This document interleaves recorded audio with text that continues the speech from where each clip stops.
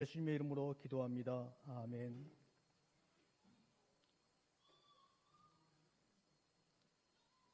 여러분에게 한번 퀴즈를 한번 내보고 시작하겠습니다. 이 산 위에 산, 그래서 여기 산이 있는데 그 산 위에 산을 한 글자로 말하면 뭐라고 얘기할 수 있을까요? 산 위에 산. 여러분 내가 이렇게 이 산이 있는데 이 산 위에 또 산이 막 있는 거, 이걸 한 글자로, 요새 세상이 복잡하니까 한 글자로 표현해 버리면 어떤 글자가 될까요?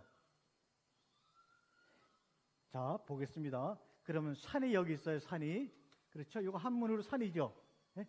여기다가 요 산 위에 산이 있는 거예요.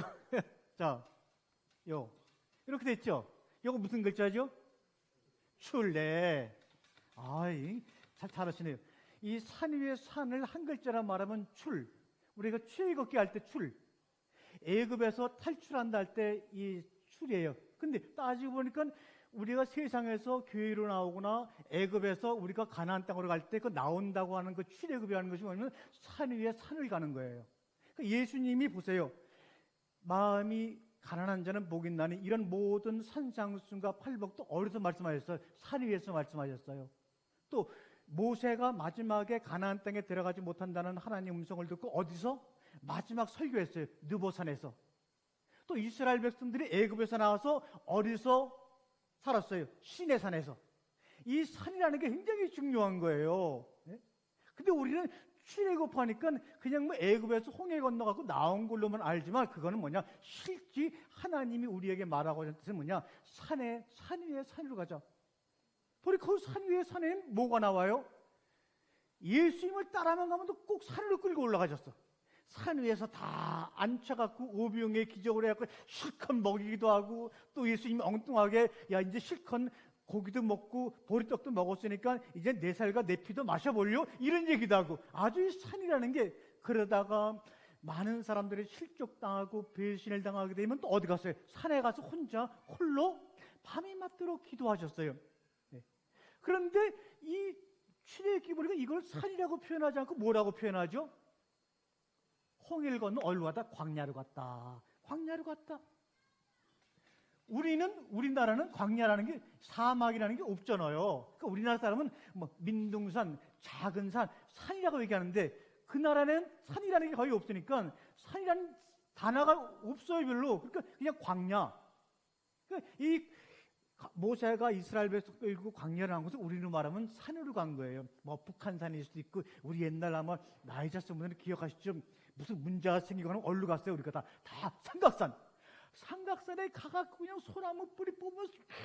저도 우리 민수 목사님 나이 때 우리 교회가 영원교회라고 성북 그거 부천 안에 있었는데, 이 아픈 사람은 다 들것에 메어가지고 삼각산에 올라가서 기도하고 음식하고 그냥 아이고 난리도 아니었어요. 근데 이 광야라는 것은 우리나라 말이고, 모세가 썼던 이 광야라는 말은 이런 단어예요.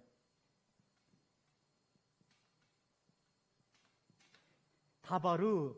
이게 광야를 말하는데 이거 뭐냐? 요것은 우리가 말한 대로 말씀의 말씀. 영어로 말하면 로고스. 요거는 뭐냐?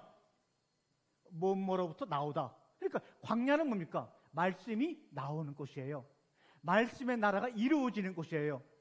우리는 광야하니까 생로병사, 먹고 살기도 힘들고 병도 나고, 사실 뭐 나이가 이제 한 70대면 다 아파요. 관절도 아프고 기도 잘 안 들리고 아주 오만 가지가 다 고장나요. 근데 이렇게 그런 데서 삶의 어려움을 겪는 것이 광야가 아니라, 광야라고 하는 것은 하나님의 말씀이 나오는 것, 말씀의 나라가 이루어지는 것이 광야예요.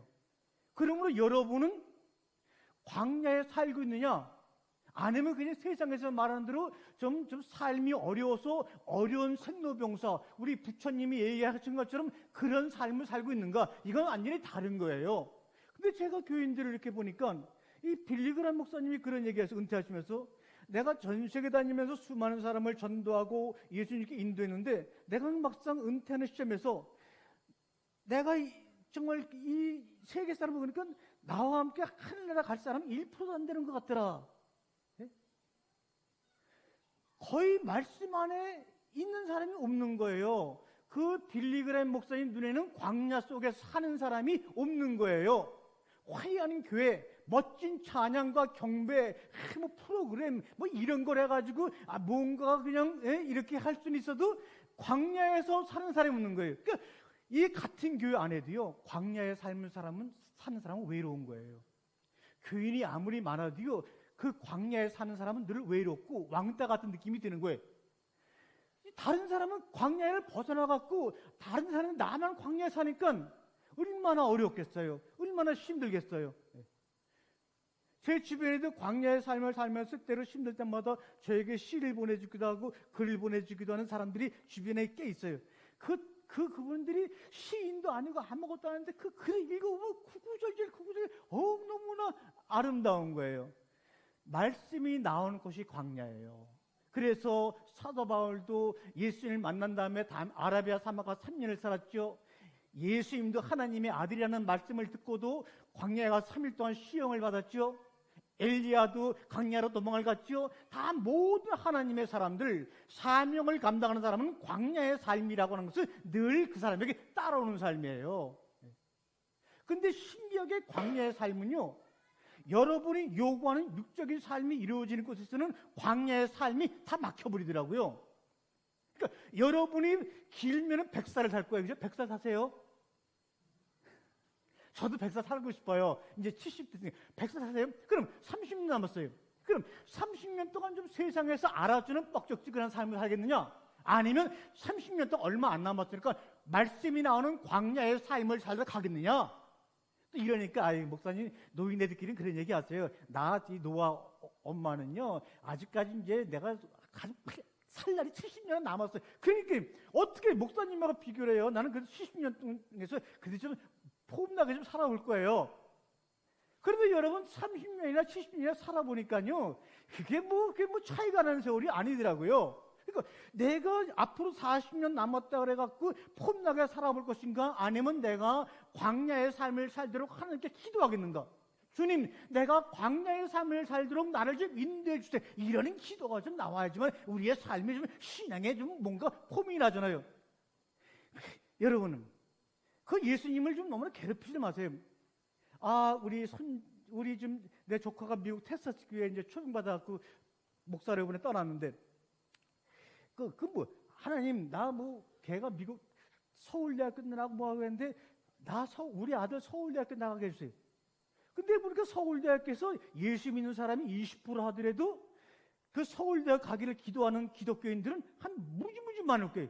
그러면 도대체 예수님이 어떤 놈의 기도를 들어줘갖고 이놈 아들은 서울대학교 보내주고 이놈은 11조를 뺑뺑하게 했지? 그리고 때마다 목사님 필요할 때마다 뭔가 팍팍 했지? 이게 기억이 남. 이놈 보내지. 이게 안 되는 소리를 하지 말고 그런 거는 그냥 열심히 최선을 다해보자고 해요.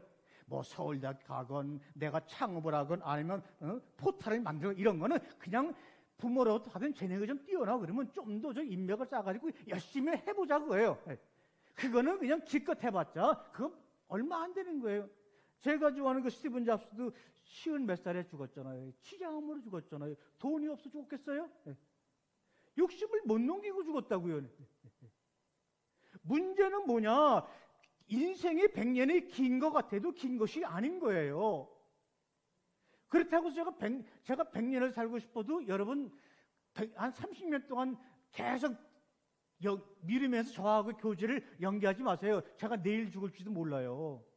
가다가 숨이 막혀서 가는 도중에 죽을지도 몰라요. 네?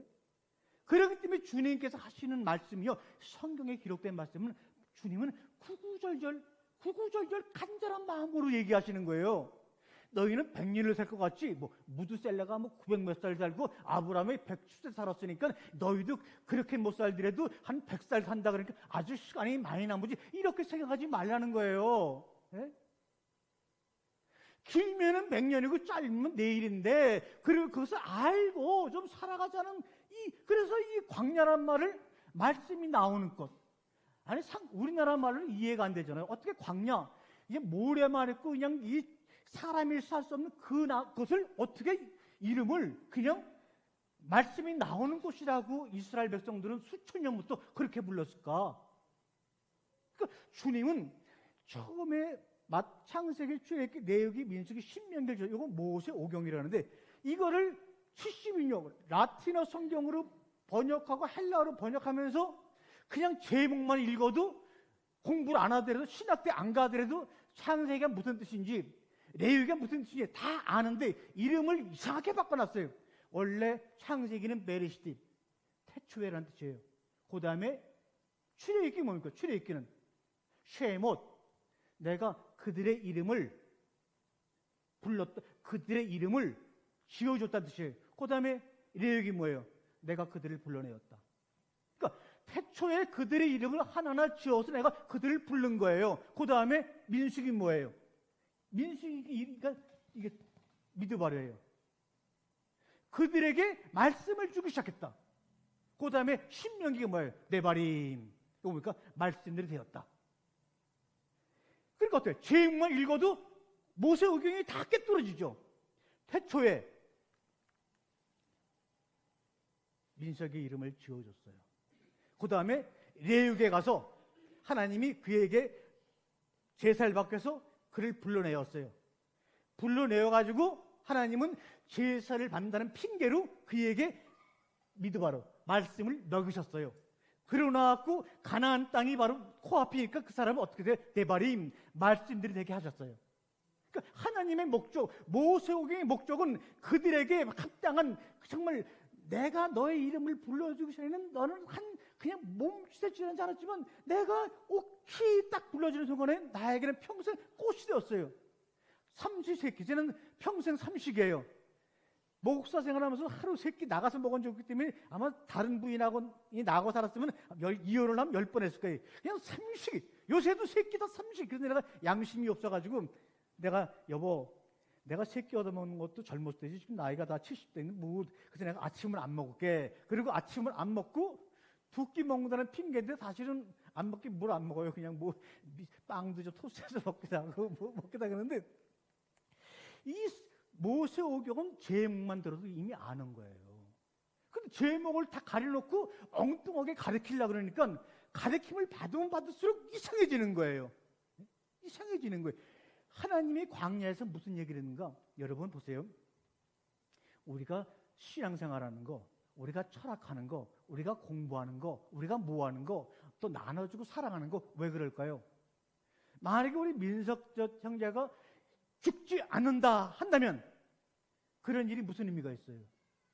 종교가 무슨 의미가 있어요?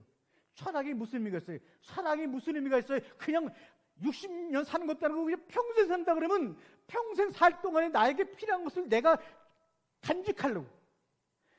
앞으로 80살에 죽는다 그러면 한 10년 더 살 거니까 그냥 내 곳간에 가둬놔도 조금 가둬놔도 되지만 영원히 산다 그러면 얼마나 곳간에 숨겨놔야 돼요. 그러니 사랑이라는 게 없는 거예요. 그러니까 주님께서 창세기 1장 26절에 뭐라 그래요? 우리의 형상을 따라 우리의 모양도 사람을 지으시고 지었대요. 그런데 주님이 그럼 어떻게 지었는가를 창세기 2장 17절에 가니까 뭐라 그래요? 땅의 흙으로 사람을 지으시고 콧구멍에 후하고 숨을 불어오니까 지금 너야 이런 말이에요. 이게 뭐예요? 인간의 한계를 얘기하고 있는 거예요. 예? 너 봐, 왜 죽고 죽는다는 말을 그렇게 놀래니? 뭐 선악과 따먹어서 아니야, 그거는 내가 붙여놓은 거, 그거는 흙으로 지었잖아. 그럼 흙의 수명이 다 되면은 너는 그냥 너를 갖고 있는 그 몸은 죽게 돼 있는 거야. 그것은 뭡니까? 지금 살아보니까 그래도 내 수명이 제한이 있고 한계가 있으니까 간절함이 있잖아요. 사랑함이 있잖아요. 내가 만약에 이 형제를 영원히 같이 만난다 그러면 아유 대책이 안 선하는 거예요. 이게 오늘 만났다가 내가 늙었으니까 내일 죽을지 모르니까 오늘 만남이 그렇게 간절한 거 아니에요? 또 이 형제에도 아직 자기가 무슨 젊으니까 나보다 목사님보다 내가 한 40년대 따라갈게. 그런 게 어디 있어요? 그런 게 몰라요. 그러니까 간절한. 근데 이 죽고 죽으라는 말이 은혜가 안 되니까 사람끼리 만나도 간절하지 않아. 그렇잖아요. 아유, 제가 45년을 살았는데 정말 시간도 꿈같이 지나갔어요. 앞으로 그렇게 지나갈 거 아니에요. 이 주님이 이 오키시하고 한권 사이에 죽음이라는 제한된 그런 어떤 한계를 뒀기 때문에 하루하루 만남이 그렇게 간절한 거예요. 그러니 죽고 죽으려는 말이 언제 원인이 되는 거예요? 삶의 시월이 되는 거예요. 삶의 시월이 되는 거죠. 그러면 죽고 끝나느냐? 우리 하나님이 그러신 분이 아니에요. 창세기 1장 21절에 우리의 모양들, 우리의 형상을 따라 하나님이 사람을 지으시고 해놓고 또 하나님이 거기다 또 우리가 거기서만 끝나면 오해할까봐 뭐라 그러죠? 하나님이 자기 형상을 따라 자기의 모양대로 사람을 창조하시고, 지으신 사람을 창조한대요. 민석의 이름을 지어줘갖고 광야를 불러내서 말씀을 먹이면서 말씀의 사람이 되었어요. 그게 뭐니까? 창조된 사람이에요. 우리가 하나님의 말씀을 똘똘 그 말씀들이 되었을 때 우리는 느보산에서 바라다 보이는 요단강을 건너가지고 가나안 땅 그 안식에 들어가는 거예요. 말씀의 사람이 되어서 안식에 들어가는 과정 속에서 이 하나님이 지으신 우리의 삶이 얼마나 간절하고 구구절절 사연이 많은지 우리 보고 느끼고 사랑하라고 그 제한된 삶을 죽고 죽으리라고 표현하신 거란 말이에요. 근데 무슨 아거스틴은 이거는 산화가 따먹은 자가 유전이 돼가지고 어떻게 그래서 내가 열불 나갖고 어거스틴 차를 내가 내일서도 번역에 들어가요. 그랬더니 너무나 책을 보니까 너무나 어려워요. 그때 하나님이 기도한 게 지혜를 주시더라고요. 네가 말하는 교회에 만나다라는 그 인터넷상의 교회가 거의 3,000명 이상 외국 사람 아니냐. 그럼 그 사람들이 영어를 다 하니까 요거를 좀 이 파일을 조금씩 찢어보내갖고 니네가 영어를 읽어보고 이거 무슨 의미인지 네가 한번 각자 생각해봐라. 그러시는 거예요. 그러니까 정말 그러네. 저는 영어로 번역을 할 수 있지만 그 안에 숨어있는 영어의 숨은 뜻은 잘 모르잖아요. 근데 영어를 쓰는 사람들이 보면은 알잖아요. 근데 이미 그 전부터 이상하게 외국 사람들이 그렇게 엄청나게 많은 사람들이 저를 폴로우하고 있어요. 이상하게 대단한 사람들이 이게 왜 그럴까 봤더니 바로 이런 일을 하나님께서 예배해 놓으셨더라고요. 여러분들, 여러분 하나님의 말씀을 한번 따라보세요. 익숙한 것으로부터 벗어나야 돼요. 여러분이 21세기 인공지능 시대 때 신앙, 우리나라 교회가 살아나려고 그러면요, 이제는 익숙한 것들 다 버리고 외롭고 힘들어서 예수님처럼 익숙한 교리를 따르지 않고 낯선 것을 말함으로 말미암아 십자가에 돌아가는 한이 있더라도, 바울처럼 순교하는 한이 있더라도 그 낯선 것에 대한 새로운 이야기를 갈망하는 삶이 교회 가운데 일어나야 되는 거예요. 그래야지만 젊은이들에게 꿈을 심어주는 거예요. 서양의 교회는 2000년 동안 조금씩 교회가 만들어졌다가 100년 안에 다 망가졌어요. 우리나라는 압축을 해갖고 100년 전에 들어와갖고 70년대부터 90년대까지 부흥하다가 2000년대부터 교인들이 없어지고 있어요. 솔직히 말해서 대형 교회 빼놓고 조그만 교회 교인이 몇 명이나 있다고 생각하세요? 없어요, 교인들. 왜 없느냐? 맨날 익숙한 걸 얘기하니까 여기에 붙어 있을 이유가 없는 거예요. 낯선 것을 이야기해야 되는 거예요. 낯선 것은 뭡니까? 그건 교리도 아니에요. 근데 우리가 주구장창 낯선 걸 이야기하면 안 되니까 우리 기독교 교리의 근간이 되는 어거스틴이 스스로 잘못했다고 하는 것을 우리가 한번 알아보게 되면, 우리가 스스로 낯선 것을 이야기한다 하더라도 근본적인 성경으로부터 많이 벗어나지 않지 않을까 하는 그런 마음으로, 내가 지금 그거 영어를 번역해야 될 나이에 지금 내가요. 그러니까 그러면 이 세상에 이 포털 만드는 애들 보니까 독서할 때 한글로 하는 거는 부족해갖고 라틴어도 읽고 히브리어도 읽고 그런 걸 읽기 위해서 그 30이 넘은 젊은 아이들이 그걸 딱 처음부터 배워가지고 그 책을 읽는데요. 그런 아이들이 낯선 것을 만들어 내는 세상이에요. 우리도 그런 젊은이들이 나와야죠. 여러분, 오늘 이 가인과 아벨의 얘기를 듣다 보면 세상에 그래? 자, 저 그림 보세요. 저거 보세요. 저거 누가 그렸게 그림이요? 누가 그렸을 것 같아요? 제가 그렸을 것 같아요? 권사님, 저거 그림 누가 그렸을 것 같아요? 제법 잘 그리지 않았나요? 잘 그린 것 같죠? 어떠세요? 왜 또 고개 숙이세요? 아니에요. 쉬하면 안 돼요. 나 우리 집 사람이 내가 말할 때마다 쉬하면 나 겁이 나갖고, 내가 우리 딸하고 뭘 얘기하려고 그러면 얘기하지 말래요. 심장약을 먹어야 될 정도로 심장이 달라고. 그냥 실수하더라도 내버려둬요. 좀 얘기하겠다는데 안 그래요. 그냥 옆에서 쉬. 도대체 오줌을 누라는 소리야. 뭐에 말로 쉬. 저거 보세요. 누가 그린지 아세요? AI가 그린 거예요. 내가 미드절이라고 하는 AI. 그래갖고 제가 이 창세기 4장에 보면 가인과 아벨이 나오잖니. 근데 가벨의 아인이 보니까 재물 때문에 싸우다가 동생을 죽였다 그러는데 나는 아닌 것 같아. 그래서 이렇게 해갖고 내가 한 60번 정도 질문 던졌어요. 또 그림이 나오면 또 질문하고 해갖고 나오니까 여기 나온 거예요. 저 그림을 딱 보는 순간에 여기 지금 보세요, 여러분.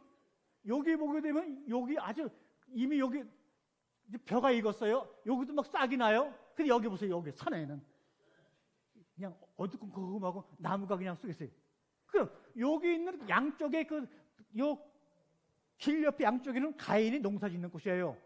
근데 저쪽에 산은 뭡니까? 누가? 양이, 아벨이 양을 치는 곳이에요. 거기는 사람이 존재하는 곳이 아니에요. 이 그림은 뭘 얘기해 주느냐?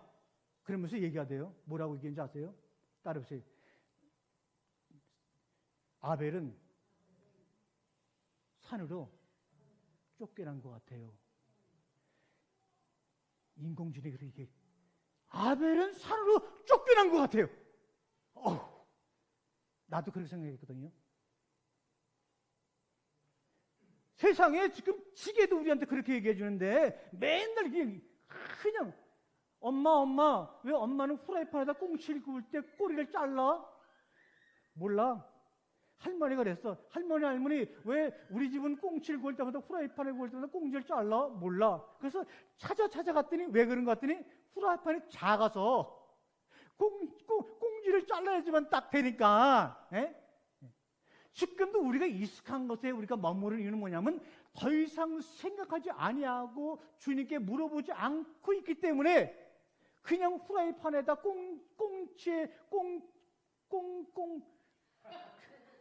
꽁치에 꽁지. 나이가 모르게 이게 말이 연결이 안 돼요. 지금 저거예요. 인공지능이 너무너무 그러면서 거기다 저걸 읽고 내가 써요. 끝이 있는 삶 속에서 여러분 다 끝이 있는 삶이에요. 종말을 맞이할 세계에서 그럼에도 불구하고 힘껏 지금을 살아가는 이야기를 가인과 아벨이 해주고 있는 거예요. 가인과 아벨은 인류 최초의 형제잖아요. 아담과 이브는 인류 최초의 부부잖아요. 그 인류 최초의 부부인 아담과 이브를 통해서 우리에게 들려주는 가인과 아벨의 이야기가 어떻게 그렇게 무슨 양을 바쳐서 됐고 아니면 농사를 진 걸 바쳐서 안 됐고 그래서 그냥 저주받았고 그거를 그렇게 생각하면 안 된다 이거예요. 그래서 한번 아까 말한 대로 우리는 끝이 있는 삶 속에서 종말을 맞이하는 그 종말을 향해서 주님이 주시는 죽고 죽이는 위로 속에서 살아갈 때 죽고 죽기 전에 하나만 건져가면 돼요. 죽기 전에 하나만 건져가면 돼. 뭐냐? 다른 너희는 믿음 안에 있는가 시험하고 확증하라. 요거 하나만 하고 가면 되는 거예요. 저는 무식한 소리 그거 괜찮아요. 내 안에 내가 믿음 안에 있는가 시험을 확증하는 거 그것만 끝나면요 다른 사람이 뭐라고 다 그래도 그거 끄떡도 안 해요. 내 안에. 근데 시험하는 건 알아요. 시험 보죠. 근데 확증은 뭐냐? 채점하다는 말. 채점한다는 말. 시험만 보고 채점 안 하지 말고 시험을 본 다음에 그래 내가 믿음 안에 있는가 시험을 봤으면 내가 스스로 목사 말을 듣고 전도사 말을 듣고 신학교수 말을 듣고 그때 한 거 말고 그냥 너희 스스로가 시험하고 너희 스스로가 채점을 해 말아 이거예요. 채점 한 번도 안 해봤죠? 그리고 여러분이 믿음이 있다 없다는 생각일 수도 믿음 안에 있는가는 생각해 본 적이 없어요. 한국 교계 100년 동안 많은 목사님들이 믿습니다. 할렐루야 아멘. 저도 그랬어요. 그런 말하면 안 들어 한마디만 하면 해소리거든요. 전설이거든요. 왜? 뭐가 믿음이 있다고 하는 것은 내가 가지고 있는 거예요. 아니 서로 눈에 보이는 물건도 눈에 보이는 사람도 못 믿는데 2000년 전에 죽었다 살아나는 그 사람 신을 신을 믿을 수 있는 사람이 어디 있어요? 그래서 주님이 그거 아니야. 믿음이 있느냐 없느냐가 아니라 믿음 안에 있느냐 없느냐, 이게 중요한 거예요. 믿음 안에. 믿음은 다 있다 그래요. 2단, 3단, 뭐 벨 거지 같은 애들 다 있다 그러는데, 그런데 믿음 안에 있느냐고 물어보게 되면 대답이 달라지는 거예요. 대답이 달라지는 거예요. 그러니까 너희는 스스로 믿음이 있는가 아니라 믿음 안에, 요거 아직 주님이 말했어요. 에스테 엔 테 피스테이, 요거 하나 다 들었는데 에스테 텐 피스테이, 그 요거를 만약에 잠깐 다른 데 보는 사람이 요걸 못 들었어. 그런 걔 인생은 지옥과 천국인 거예요. 에스테 테 피스테이, 그러면 믿음인가? 할렐루야 아멘. 그럴 근데 내가 우리 부처님께서 에스테 엔 테 피스테이 하게 되면 믿음 안에 있니? 이건 전혀 다른 거예요. 그러면 믿음 안에 있다면 믿음이 하나의 인격체란 말이에요. 그래서 인격체예요. 그럼 뭐냐? 예수 그리스도께서 너희 안에 계심을 알지 못하느냐? 그러니까 믿음이라고 하는 것은 예수 그리스도인데, 예수 그리스도가 우리 안에 계심을 알지 못하느냐? 알지 못하면 시험에 떨어진 자다. 자기가 지금 시험에 떨어졌는데도 진급하기를 기대하면서 믿습니다. 할렐루야, 할렐루야. 이런단 말이에요. 얘는 지금 낙제야. 그러니까 하늘에서는 진급할 시켜줄 의사가 없는데도 할렐루야. 그래도 안 되니까 여기서는 나를 못 알아주니까 내가 저기 영적으로 아주 센 그 교회가 내가 방을 해봐. 할렐루야. 이런다고 되는 게 아니고, 그거는 그러니까 이게 혀가 굳으면은 랄라 하면 돼요. 그럼 혀가 풀어지는데, 믿음 안에 있는가 확증하고 시험을. 그럼 예수님이 이 말을 들으면요, 우리 울어야 돼. 다른 거 기도 못해. 이거 하다가 가인 얘기 못해도 어쩔 수 없어. 왜요? 우리가 옛날 우리 아버지가 기도를 하시면, 밥 식사 기도하시면 보통 30분. 그래도 우리는 인내하고 아버지 인격을 존경해 30분 무소부자하시고 전능하시고 어쩌고. 그러면 이제 국이 뒤에 식어졌나 뭐하나 이렇게. 그럼 어머니는 또 기도가 끝날 것 같다는 생각이 들어갖고 국을 뒤려 가시면 또 어떻게 기도하다 아는지 눈을 부탁해 얼마나 난리 벌써 치는지. 밥 먹는 게 고역이었어요. 아무리 밥을 맛있게 하고 기도가 길어. 얼마나 하나님이 전지전능하시고 무소부자하시면서 기도를 길게 해야지만 우리 가정이 이렇게 식탁이 축복스러울까? 아니요. 그래서 웬만하면 그 자리를 피해가려고 해요. 하나님이 얼마나 크신 분인 거 맞아요. 원하신 분 맞아요. 능력이 한이 없으시면 맞잖아요. 근데 그런 분이 내 속에 들어오려면 얼마나 작아지셔야 될까? 생각해 보셨어요? 그런 분이 내 속에 들어오시려면 우리 하나님이 얼마나 작아지셔야 될까? 그런데 들어오시겠대요. 그것을 확증해 보라는 거예요. 나는 100kg니까 우리 큰아들이 1m 87에 100kg인데 이렇게 크니까 그래도 나처럼 조그만 놈보다는 예수님이 그 속에 들어가기 편하시겠지. 그런 건가요? 그 무소부지하신 그 하나님이 내 속에, 여러분과 제 속에 들어오려고 그러면 얼마나 작아지셔야 될까? 점점 내가 강팍해질수록, 내가 주님을 떠날수록, 말씀을 멀리할수록, 신앙생활을 등한할수록 그래도 포기하지 아니하시고 내 속에 들어오시겠다고 하면서 더 점점 작아지시는 주님의 하루하루의 사건과 행보가 내 눈앞에 내가 보여지고 시험하고 확증한다 그러면 그 앞에 울지 않을 사람이 있느냐 그 말이에요.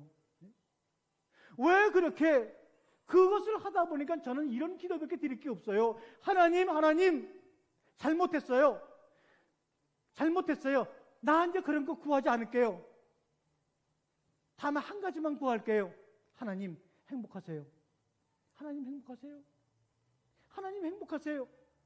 그거밖에 드릴 기도가 없어요. 하나님 행복하세요. 나도 목사라고 해서 30년 넘게 목회한 나도 지금 이렇게 내 몸에 주님이 들어오기가 힘들 것 같은데 그 많은 사람들, 또 예수를 모르는 사람들 속에 들어가서 정말 그 예수를 구주로 영접하고 고백하려고 하기 위해서 당신이 얼마나 작아져야지만 그런 일이 감당합니까? 왜 우리는 그 생각을 안 하고 사나요? 그러면은 주님, 이제는 주님이 행복하셨으면 좋겠어요. 그렇게 우겨싸움을 통해서 내 속에 들어온 그 주님이 내 안에서 좀 행복하셨으면 좋겠어요. 그런 기도가 우리 속에 나올 때 우리의 삶은요, 세상에 감당하지 못하는 아름다운 삶, 이야기가 있는 삶, 밤에 별을 보는 삶으로 우리가 바뀌지 않을까요? 우리 주님이 얼마나 작아지셔야지만, 얼마나 작아.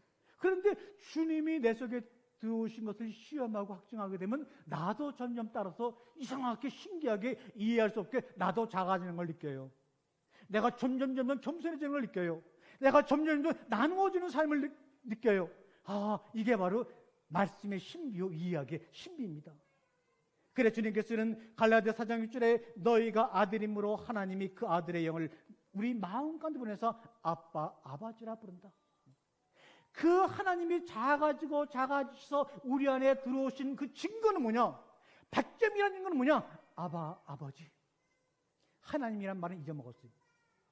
하나님은 우리가 아빠, 아버지라고 부르는 분하고 상관이 없어요, 여러분. 그렇잖아요. 하나에다가 님 조사 붙인 거예요. 영어는 갓, 독일어 고트, 히브리어 엘로임. 그건 자기네끼리 하는 얘기지. 또 웃긴 게 뭔지 아세요? 우리가 하나님의 상징이 이제 우리가 히브리어 보게 되면 이 단어예요. 이거 알렙이에요. 알렙은 소를 얘기하는 거예요. 그런데 이 소는 사실은 달신의 상징이에요. 그래서 제물을 드릴 때도 양과 염소를 드렸지 소를 잘 안 드리면, 소는 달신을 상징하는 제물이기 때문에 사실은 잘 안 드린 거예요. 잊지도 않았지만. 그러니까 내가 성경의 이야기를 얼마나 모르고 있는가에 대해서 시인하기도 하나님이 여러분이 알고 있는 이야기를 건너뛰어서 그 이야기를 풍성하게 만들어줄 이야기꾼을 만나게 하는 거예요. 저도 그래서 오늘날 제가 된 거예요.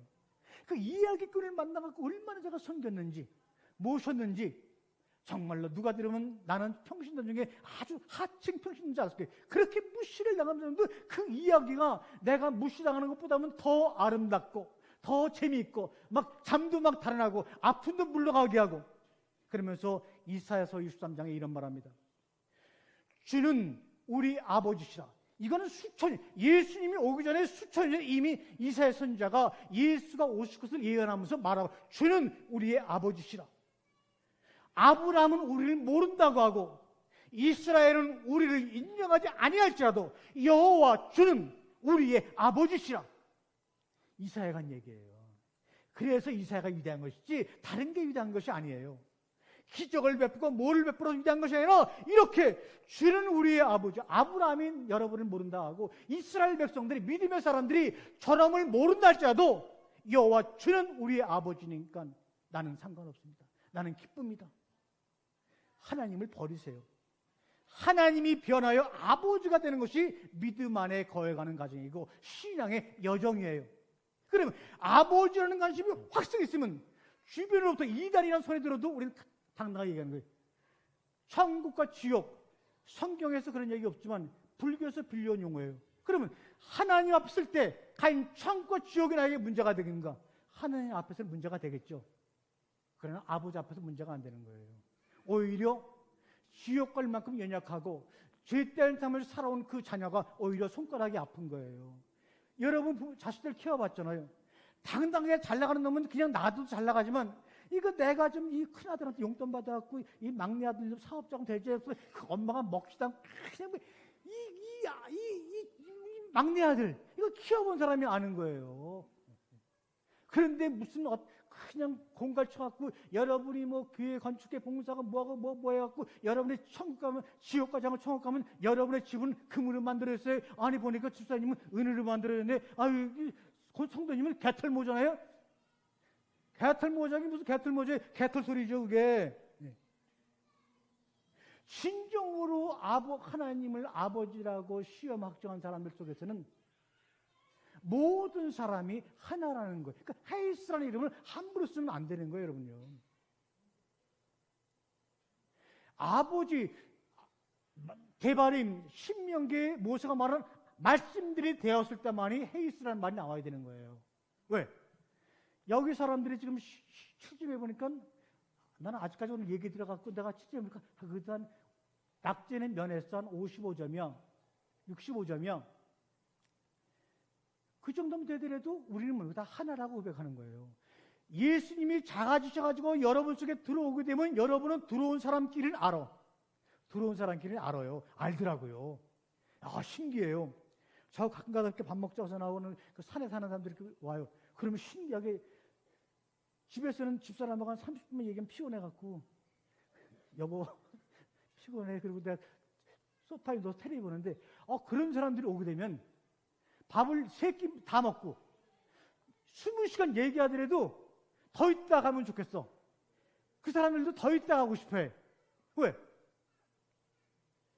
잊었다가 만난 형제 자매거든요. 그러니까 제가 어떤 은혜를 끼쳐갖고 우리 성도님과 제가 가까워지는 게 아니죠.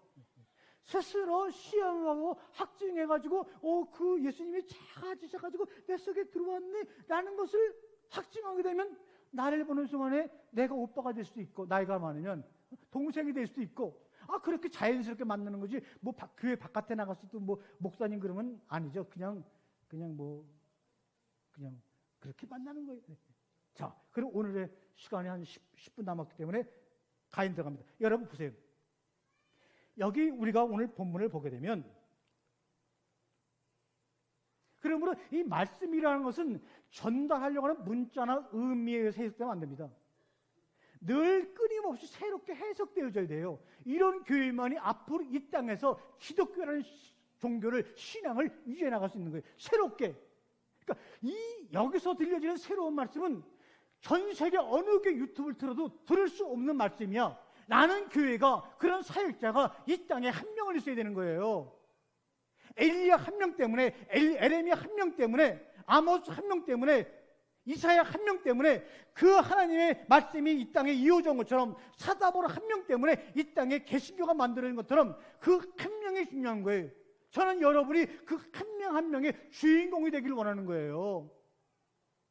주인공이 되기를 원해요. 끊임없이 새로운 얘기 안 나오면요 침묵하는 게 제일 좋아요. 이 방송 들으니까 비스끼리하고 이 본문을 가져서 분명히 이 목사님 이렇게 설교할 거 했는데 전혀 새롭게 해석한 목사님, 그런 목사님들을 여러분 만나서 그분을 잘 섬겨야 되는 거예요. 저 목사님이 매일 새롭게 저렇게 새로운 말씀 하려고 그러면 그래도 공부를 매일 하셔야지. 그럼 내가 현금 말고 따로 내가 그래도 책에 사볼 돈을 들여갖고 매일 목사님 하루에 책 한 권씩 읽으시고 나한테 보고 가세요. 그런 사람도 나와야 돼요.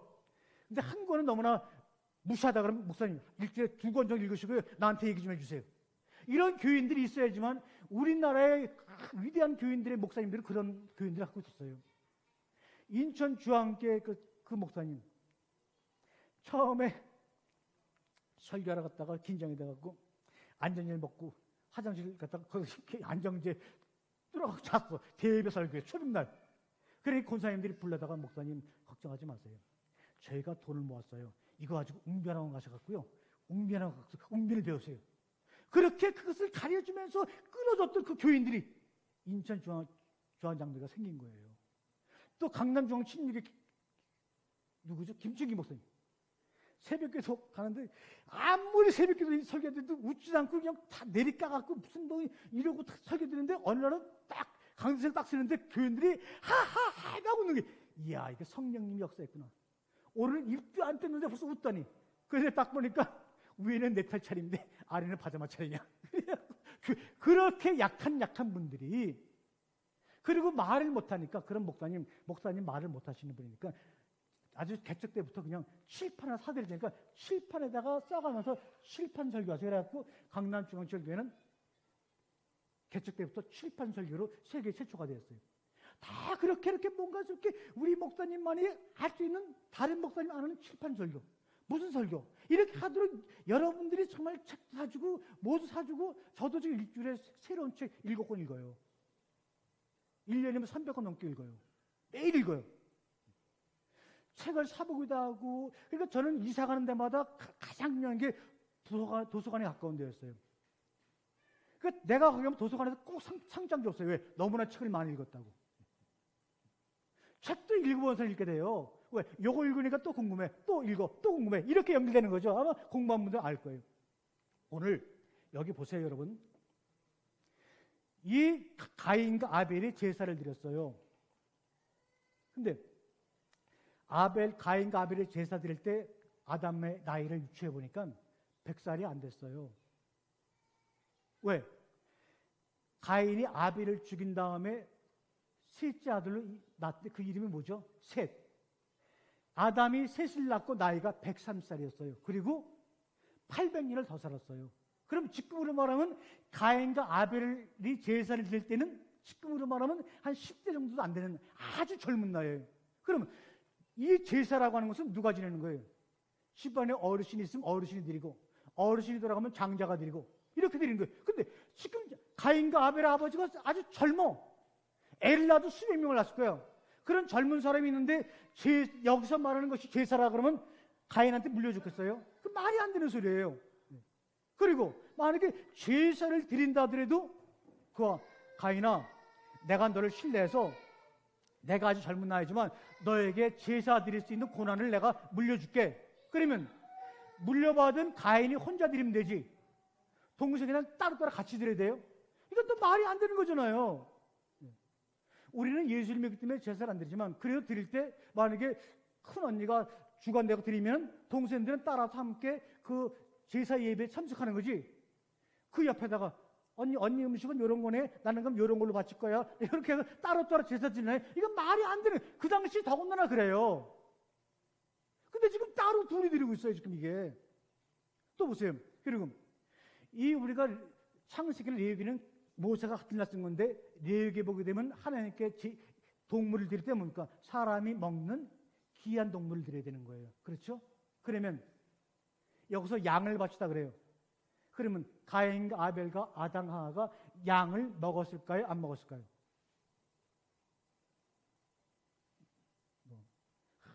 이렇게 날 쳐다보고 내 검은데 지금 먹었을까요? 안 먹었을까요? 먹었어요? 왜요? 안 먹었을 것 같아요? 왜요? 배가 불렀어요?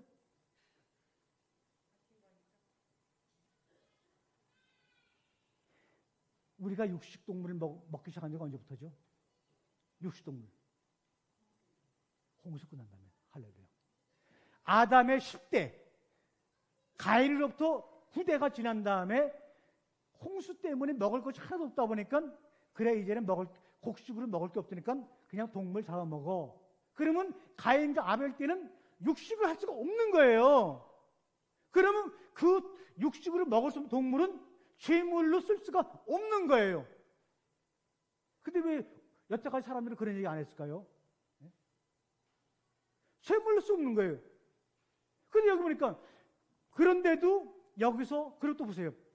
이 아담과 하와가 선악을 따먹고 하나님을 불순종해갖고 에덴에 쫓겨났다 그러면 죄를 짓고 쫓겨난 거예요. 그러면 아담과 하와가 무슨 제사를 드려야 돼요? 속죄제.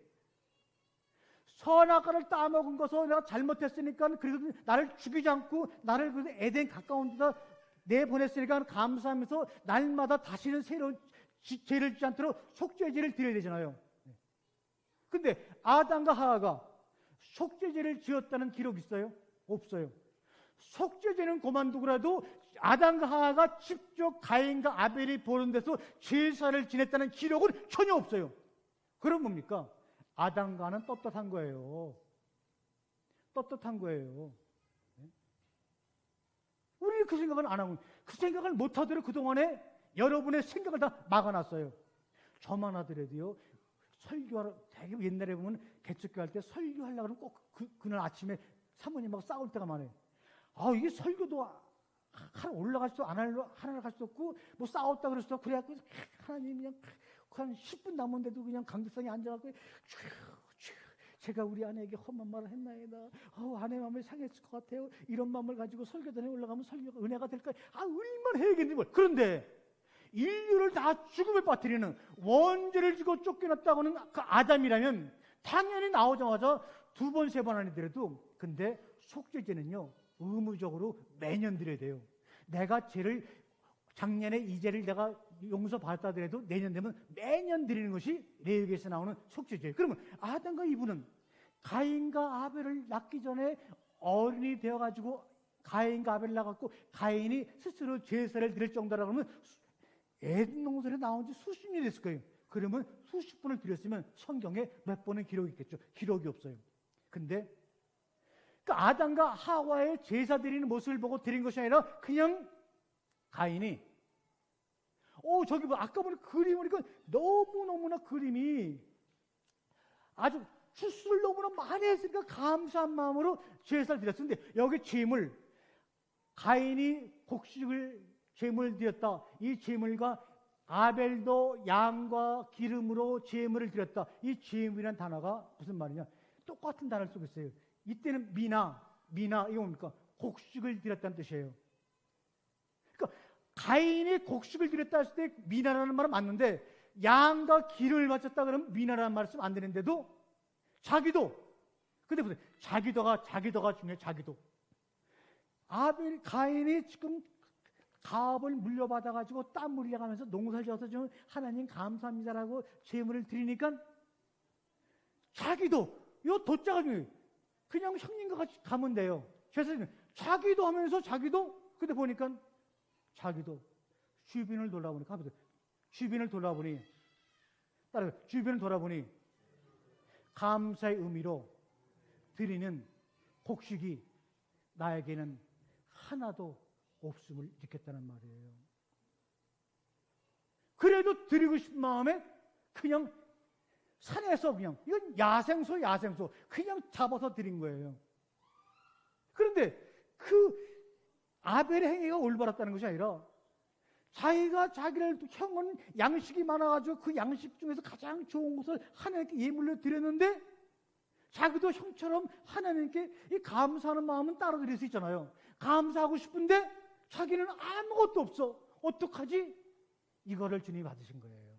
어떡하지? 그래, 어떡하자는 그 마음을 내가 소분, 곡식을 바친 것으로 쳐줄게, 이런 말이에요. 우리 하나님은 그런 하나님이에요. 그런 하나님이에요. 그러니까 저 지금 이 성경을 보게 되면, 여기서는 지금 안 나오는데 여기 보게 되면 여기 점 하나 있고, 이런 점에 따라서 다 의미가 다 틀려요, 사실은. 근데 오늘 그건 할 수는 없어요. 시간이 없어갖고. 자기도 힘을 들었다. 다시 말하면 이 아담과 가인과 아벨은요, 서로 나눔이 없었던 거예요. 우리 항대이가 이렇게 정말 저 푸른 초원에다가 곡식을 키웠으면 하나님께 감사드리기 전에 옆에 있는 아벨, 이놈이 은근히 무언을 줬길래 같이 농사 짓지 못하고 지금 저 산에 가서 양이라도 친 거예요. 어쩌면 그 양을 잡아서 아담이나 하와, 가인의 옷을 만들었을지 몰라요. 왜? 하나님이 내보낼 때 가죽옷을 만들어 입혔잖아요. 옷을 입어야 되니까. 그러니까 그것을라도 해보겠다고 갔는지 몰라요. 그러면 자기가 농사진 곡식을 가지고서 아벨에게 나눠줘야죠. 먹도록 해줘야죠. 근데 그 곡식이 하나도 없었던 거예요. 그 얘기를 하고 있는 거예요. 하나도 없음을 연민하시는 주님이 그것을 곡식 제사로 받아주신 거예요. 이 얘기는 재물의 얘기가 아니에요. 어저께 전번에 얘기했지만, 씨 안에 열매 가진 나무를 땅에 심었어요. 그리고 세월이 지나니까 그 씨 안에 열매가 자라서 열매 안에 씨 가진 나무가 되었어요. 이것을 너희가 먹으라 그랬어요. 자기가 하나의 씨앗이 되어서 가인이 땅에다 농사를 지었으면 그 농사의 결과로 열매가 생긴 그 열매를 네가 가인과 식구들에게 먹힘을 당하는 그런 열매로서 삶을 살아야 되는데 너는 그걸 못 살았구나. 주님이 그거를 지금 우리에게 지적해 주고 계신 거예요. 여기서 마치겠습니다. 이거는 먹는 이야기예요. 왜 가인아, 너는 네가 스스로 하늘의 씨앗이 되어서 땅에 떨어져 죽은 것은 내가 인정해. 그러면 그로 인해서 열매 안에 씨 가진 나무를 많이 맺었다면 그것을 주변 사람들에게 먹도록 네가 먹힘을 당해야 되는데 왜 이것을 가지고 나에게 제사를 드리니? 우리에게 얘기해 주고 있는 거예요. 여러분이 대바린 말씀들이 되어가지고 예수 그리스도가 여러분에 들어오셔서 여러분이 열매를 맺었는데 그 열매 안에 씨가 있어요. 세상을 살리는 생명이 담겨 있어요. 그 생명이 이 땅에 또 떨어지려고 그러면 여러분이 먹힘을 당하는 거예요. 그 먹힘은 사람마다, 삶마다, 환경마다 다 다르게 나타나요. 그러니까 여러분의 삶이 이렇게 어렵고 힘들다더라도 어쩌면 예수 그리스도 여러분 안에 들어오심을 확증하고 시험했다면 그 환경조차도 생명의 씨앗이 되어 떨어진 예수 그리스도가 열매가 되어서 그 안에 있는 씨앗이 떨어지기 원하는 그 예수님의 갈망하는 삶을 내가 동력하기 위해서, 감당하기 위해서 내가 먹힘을 당해야 되겠구나 하는 교훈을 주기 위해서 아담과 이브의 선악과 사건에 뒷이어서 가인과 아벨을 통해서 제물의 이야기를 통해서 씨앗의 이야기, 열매 이야기, 나무 이야기, 십자가 이야기를 우리에게 해주는 겁니다. 기도하겠습니다.